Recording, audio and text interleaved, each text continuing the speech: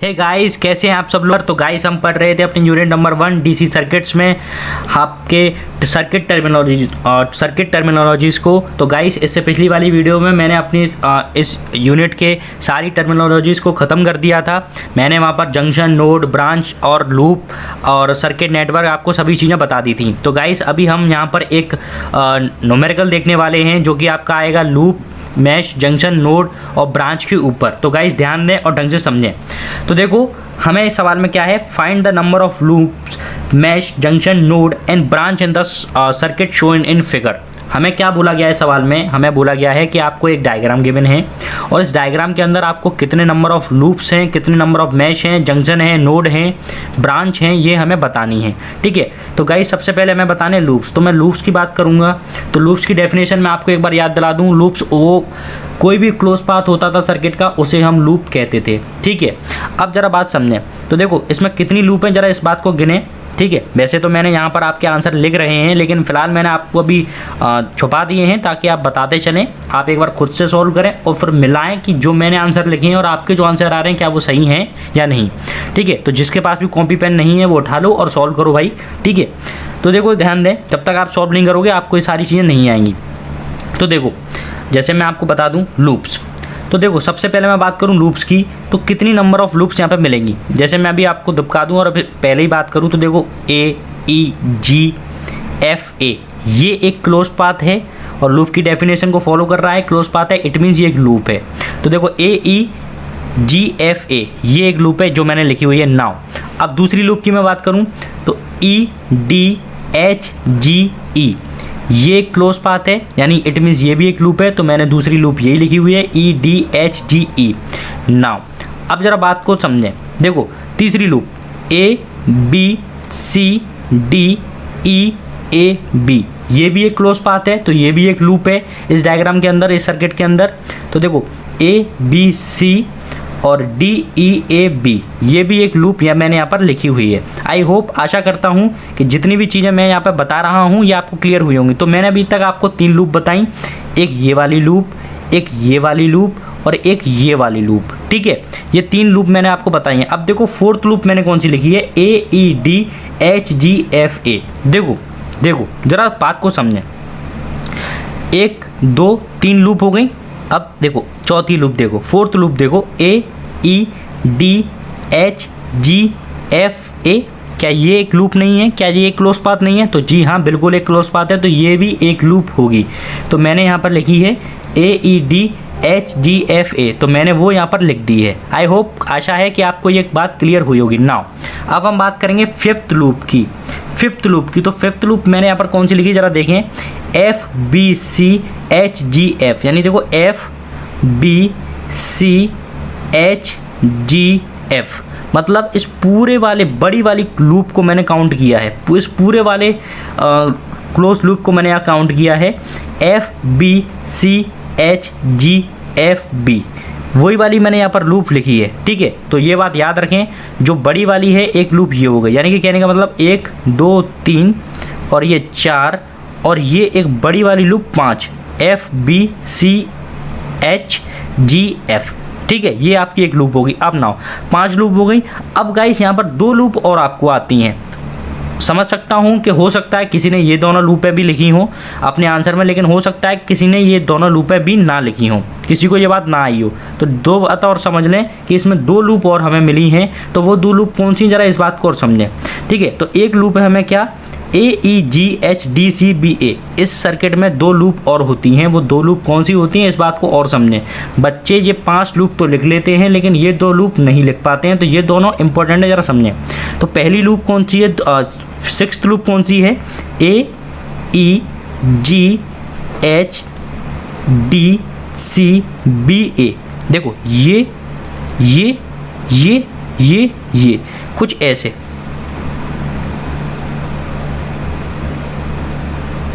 ये एक लूप है। ठीक है, वो वाली लूप मैंने यहाँ लिखी है, मैं दोबारा बता दूं, ए, ई, जी, एच, डी, सी, बी, ए। तो ये भी एक लूप है जो आपको यहाँ पर दिख रही होगी। और आपकी जो 7th लूप है वो कौन सी है, वो है आपकी, देखो जरा ध्यान दें, एफ, जी, ई, डी, सी, बी, AF, यानी कि कहने का मतलब है ये वाली, ये और यूं यूं यूं यूं और यूं, ऐसे वाली, ठीक है। तो ये लूप भी आपको दिख रही होगी, ठीक है। तो आशा करता हूँ गाइस ये 7 लूप आपको समझ में आई होंगी। तो हमने नंबर ऑफ लूप जो होती हैं वो इसके अंदर कितनी होती है वो मैंने यहाँ पर निकाल ली है, ठीक है। आई होप आपको क्लियर हुआ होगा। नाउ अब हम दूसरी चीज़ पाते हैं, मैश। अब आपको बतानी है मैश कितनी है। तो देखो पहली मैश कौन सी होगी। पहली बात तो मैश की मैं डेफिनेशन बता दूँ तो मैश क्या होता था, close path of the circuit which does not contain any further close path, उसके अंदर और कोई क्लोज पाथ नहीं आता था। तो देखो ऐसी कौन से पाथ हैं जिनके अंदर और कोई क्लोज पाथ ना आए। तो पहला है AEGFA, क्या इसके अंदर और कोई क्लोज पाथ आता है जी नहीं, तो ये एक मैश होगी। तो देखो मैश AEGFA ये एक मैश है, ये बात मैंने यहाँ लिखी हुई है। दूसरी मैश को ध्यान दें EDHGE, तो ये भी एक मैश है, क्यों, क्योंकि इसके अंदर भी कोई क्लोज पाथ नहीं आता, तो ये भी मैंने लिखी है EDHGE। तो EDHGE। नाउ अब इसमें एक मैश और है, वो कौन सी है, देखो ABCDEA, ये भी एक क्लोज पाथ है जिसके अंदर और कोई क्लोज पाथ नहीं है, तो ये भी एक मैश होगी। तो वो मैंने ये भी लिखी है ABCDEA, ठीक है। तो ये भी एक मैश हो गई। तो यानी कि हमने लूप्स, नंबर ऑफ मैश निकाल ली हैं। अब हमारा नेक्स्ट क्वेश्चन है नंबर ऑफ जंक्शन। इसके अंदर नंबर ऑफ जंक्शन कितने हैं। तो जंक्शन की क्या डेफिनेशन थी कि वो सर्किट के अंदर वो पॉइंट जिस पे 3 या 3 से ज़्यादा एलिमेंट, सर्किट एलिमेंट मिलते हों, वो पॉइंट जंक्शन कहलाएगा। तो ज़रा देखें ऐसे कौन से पॉइंट हैं इस सर्किट डायग्राम में जिनके जिस पॉइंट पे 3 सर्किट एलिमेंट या 3 से ज़्यादा सर्किट एलिमेंट मिलते हैं। तो देखो पहला तो जैसा कि मैं देख पा रहा हूँ, एक तो G है, G पे आपका एक रेसिस्टेंस, ये दूसरा रेसिस्टेंस और ये एक वोल्टेज सोर्स, यानी कि G पे 3 रेसिस्टेंस 3 सर्किट एलिमेंट मिल रहे हैं, यानी कि ये हमारे जंक्शन की डेफिनेशन को फॉलो कर रहा है। इट मीन्स ये भी हमारा क्या होगा, एक जंक्शन होगा। तो G हमारा क्या है, एक जंक्शन होगा। तो मैं यहाँ पर लिख देता हूँ G हमारा क्या है, एक जंक्शन है। तो देखो मैं आपको लूप बता चुका हूँ, मैश बता चुका हूँ, नाउ जंक्शन। तो जंक्शन मैंने यहाँ पर G लिखा है, ठीक है। नाउ अब ज़रा बात देखें, तो एक G जंक्शन हो गया। अब एक और जंक्शन देखें, E को पकड़ता हूँ मैं, क्या E हमारा जंक्शन है। तो देखो E भी हमारा जंक्शन है, कैसे, एक रेसिस्टेंस, 2 रेसिस्टेंस, 3 रेसिस्टेंस, यानी कि एक पॉइंट पे 3 सर्किट एलिमेंट मिल रहे हैं, यानी जंक्शन की डेफिनेशन को फॉलो कर रहा है। इट मीन्स E भी हमारा एक जंक्शन है। तो मैंने G और E 2 जंक्शन बता दिए हैं। नाउ अब मैं बात करूँगा क्या A हमारा आपका क्या कहते हैं, जंक्शन है। तो जी हाँ, A भी हमारा एक जंक्शन है। कैसे है, ज़रा इस बात को समझें। A पॉइंट है, देखो A पर एक मिल रहा है आपका वोल्टेज सोर्स, एक मिल रहा है रेजिस्टेंस, और ये जो रेजिस्टेंस है ना वो भी तो नहीं मिल रहा है भाई, ये तो वायर है केवल, ये तो वायर का जॉइंट दिखाया है, ठीक है। ये रेजिस्टेंस भी तो यहीं मिल रहा है। तो यानी कि A जो है हमारा वो भी क्या है, एक जंक्शन है। क्यों जंक्शन है, क्योंकि इस पर 3 एलिमेंट मिल रहे हैं, एक ये रेजिस्टेंस और एक ये वोल्टेज सोर्स। तो वो बात मैंने यहाँ लिखी है, A भी हमारा एक वोल्टेज सोर्स A भी हमारा एक जंक्शन है, ठीक है। नाउ अब बात करें ऐसे A ऐसे D है, तो D पे भी देखो एक रेजिस्टेंस, 2 रेजिस्टेंस और ये 3 रेजिस्टेंस। तो इस D पॉइंट पे भी आपके 3 रेजिस्टेंस मिल रहे हैं, यानी 3 सर्किट एलिमेंट मिल रहे हैं। इट मीन्स ये भी हमारा एक क्या है, जंक्शन है। तो वही बात मैंने यहाँ लिखी है। टोटल हमारे 4 जंक्शन है, GAED GEAD 4 जंक्शन है। नाउ अब हम बात करेंगे नंबर ऑफ नोड की। तो नंबर ऑफ नोड कितने हैं, तो जैसे नंबर ऑफ जंक्शन होते हैं वैसे ही नंबर ऑफ नोड्स भी होते हैं। नोड की क्या डेफिनेशन होती थी कि किसी भी सर्किट के किसी भी पॉइंट पर, ठीक है, 2 या 2 से ज़्यादा एलिमेंट मिलेंगे, तो 2 या 2 से ज़्यादा सर्किट एलिमेंट मिलेंगे तो वो आपका नोड कहलाएगा। अब ज़रा देखें नोड कौन से हैं। तो देखो 2 या 2 से ज़्यादा, तो पहली बात तो देखो G है, G पर 3 मिल रहे थे, ये जंक्शन था, तो इट मीन्स ये नोड भी होगा क्योंकि ये 2 से ज़्यादा हैं, तो G नोड है। नाउ D भी जंक्शन था, तो इट मीन्स ये भी नोड होगा। क्यों, क्योंकि भाई क्या था, जंक्शन की डेफिनेशन क्या है कि 3 से ज़्यादा थे, तो जंक्शन तो था ही है। अब नोड की डेफिनेशन क्या है, 2 या 2 से ज़्यादा, इट मीन्स 3 है यहाँ पर, यानी 2 से ज़्यादा हैं, तो D भी एक आपका क्या कहलाएगा, नोड है, ठीक है, जो कि मैंने यहाँ पर लिखा हुआ है। D भी नोड है, A भी नोड है।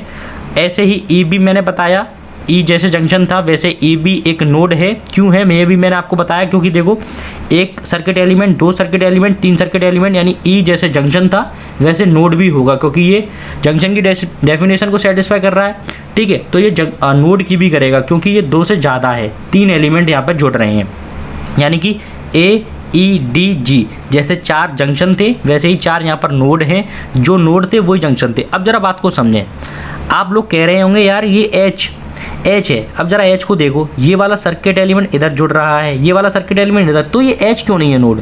ठीक है, तो गाइस मैं आपको बता दूं ये एच कुछ भी नहीं है, ये तो ऐसा था, ये सिर्फ बेवकूफ़ बनाने के लिए दिखाया गया है। ये इसकी वायर था, ये मैं ऐसे लेके जा रहा हूँ, वायर को सीधा ले जाने के बजाय मैं ऐसे ले गया, तो बस ये पॉइंट दिखा दिया मैंने एच से।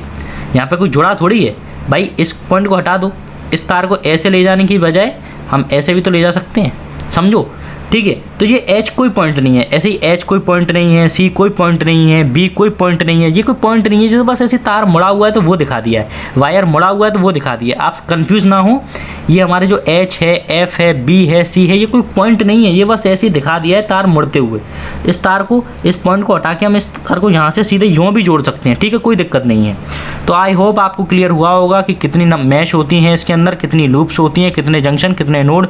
Now we can talking about branch. तो अब हम बात करेंगे ब्रांच की। तो देखो क्या है पहली ब्रांच, तो देखो पहले देखो जंक्शन क्या है, GEAD। तो इन जंक्शन के बीच में जितने भी पॉसिबल रास्ते होंगे जिनके बीच में कोई और जंक्शन नहीं आ रहा होगा, वो सारी की सारी ब्रांचें होंगी। ये उसकी डेफिनेशन कहती थी, all possible path between the two junction are known as branch. ठीक है, तो देखो ब्रांच क्या है, ABCD, पहली ब्रांच है ABCD।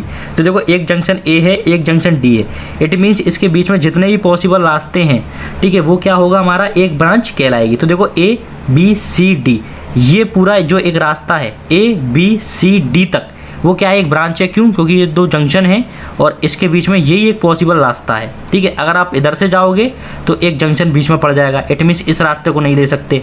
अगर आप इधर से जाओगे तो इस रास्ते को भी नहीं ले सकते, क्योंकि इसमें भी एक जंक्शन पड़ जाएगा। बट यही एक ऐसा रास्ता है ABCD, D तक पहुंचने का, A से D तक, यानी एक जंक्शन से दूसरे जंक्शन तक, जहाँ पर आपको क्या है, एक भी जंक्शन बीच में नहीं पड़ेगा, एक भी जंक्शन बीच में नहीं मिलेगा, तो ये क्या होगा, आपका ब्रांच कहलाएगा। यानी कि ABCD हमारी क्या है, एक ब्रांच होगी। ठीक है, ABCD क्या होगी, हमारी एक ब्रांच होगी। नाउ अब हम बात करेंगे दूसरी ब्रांच की। तो दूसरी ब्रांच देखें, देखो दूसरी ब्रांच मैंने यहाँ लिखी है A और E। तो देखो A एक जंक्शन है, E एक जंक्शन है। अब A और E के बीच में, इन दो जंक्शन के बीच में ऐसा कौन सा रास्ता है जिसमें जंक्शन नहीं आता? तो अगर मैं इस रास्ते से E तक पहुंचूंगा तो यहाँ पर एक जंक्शन मिल जाएगा मुझे। अगर मैं इस रास्ते से जाऊंगा तो यहाँ पर एक D जंक्शन मिल जाएगा मुझे। कहने का मतलब A और E के बीच में सिर्फ एक ऐसा ही यही रास्ता है जहाँ पर कोई जंक्शन नहीं है। मतलब A और E क्या कहलाएगा, हमारा एक ब्रांच कहलाएगा। ठीक है, तो वही बात मैंने यहाँ लिखी है, A और E एक ब्रांच हो गया। नाउ D और E एक ब्रांच है। तो जरा देखें, E और D दो जंक्शन है, इन दो जंक्शन के बीच में ऐसा कौन सा रास्ता है जो E से D तक पहुंचता है विदाउट किसी अदर जंक्शन के? तो अगर मैं इस रास्ते जाऊंगा तो जंक्शन आ जाएगा G, इस रास्ते जाऊंगा तो A जंक्शन आ जाएगा, इस रास्ते जाऊंगा, केवल यही एक ऐसा रास्ता जहाँ जंक्शन नहीं है, तो E और D भी एक ब्रांच होगी। ठीक है, तो वही मैंने यहाँ लिखी है E और D, यानी DE वो एक ब्रांच है। नाउ DHG, अब जरा ध्यान दें, DHG, ये देखो D और G दो जंक्शन है, इन दो जंक्शन के बीच में पहुंचने का कोई पॉसिबल पाथ क्या कहलाएगा, ऑल पॉसिबल पाथ क्या कहलाएगा, ब्रांच। नाउ अब देखो, अगर हम ऐसे जाएंगे तो E एक जंक्शन आ जाएगा, अगर हम ऐसे जाएंगे तो A एक जंक्शन आ जाएगा। कहने का मतलब D तक से लेके G तक पहुंचने का सिर्फ जो रास्ता है वो क्या है, DHG, जिसमें कोई जंक्शन नहीं आता। इट मीन्स DHG हमारा क्या हो जाएगा, एक ब्रांच हो जाएगी। ठीक है, तो वही बात मैंने यहाँ लिखी है, DHG भी मेरी एक ब्रांच है। नाउ अब हम बात करेंगे E और G की, यानी E और G है वो भी हमारी एक ब्रांच होगी। कैसे होगी, जरा ध्यान दें। E और G दो जंक्शन हैं और इन दो जंक्शन के बीच में ऐसा कोई रास्ता ढूंढें जिसमें कोई और जंक्शन ना आता हो पहुंचने का, E से G जंक्शन तक। तो देखो ऐसे जाओगे तो A जंक्शन आ जाएगा, ऐसे जाओगे तो D जंक्शन आ जाएगा, लेकिन केवल E से सीधे जाओगे G तक तो कोई जंक्शन नहीं आएगा। कहने का मतलब ये है, जो E और G हैं वो एक ऐसा रास्ता है, ठीक है, जिस पर क्या है, कोई जंक्शन नहीं है। इट मीन्स ये क्या होगी, ब्रांच होगी। कहने का मतलब E और G है वो हमारी क्या है, एक ब्रांच होगी। ठीक है, तो हमने इस प्रॉब्लम को देखा गाइस। इस प्रॉब्लम में इतना ही था, हमें नंबर ऑफ लूप्स बताने थे, नंबर ऑफ मैश बताने थे, नंबर ऑफ जंक्शन बताने थे, नंबर ऑफ नोड और नंबर ऑफ ब्रांच। तो वो सारी की सारी चीज़ें मैंने यहाँ पर आपको कैलकुलेट करके दिखाई। अगर आपको अभी भी इस सवाल में कोई दिक्कत है तो आप एक बार वीडियो को रिवाइंड करिए, ध्यान से देखिए। आई होप, मैं आशा करता हूँ कि आपको ये सारी चीज़ें समझ में आ जाएंगी। ठीक है, अगर आपको फिर भी कोई दिक्कत है तो आप कमेंट करिए, मुझे कमेंट में बताइए, मैं आपके कमेंट को जल्द से जल्द आंसर करने की कोशिश करूँगा। तो गाइस आज की वीडियो में इतना ही। जल्द मुलाकात होगी आपसे एक नई वीडियो के साथ। तो गाइस तब तक के लिए जय हिंद, जय भारत।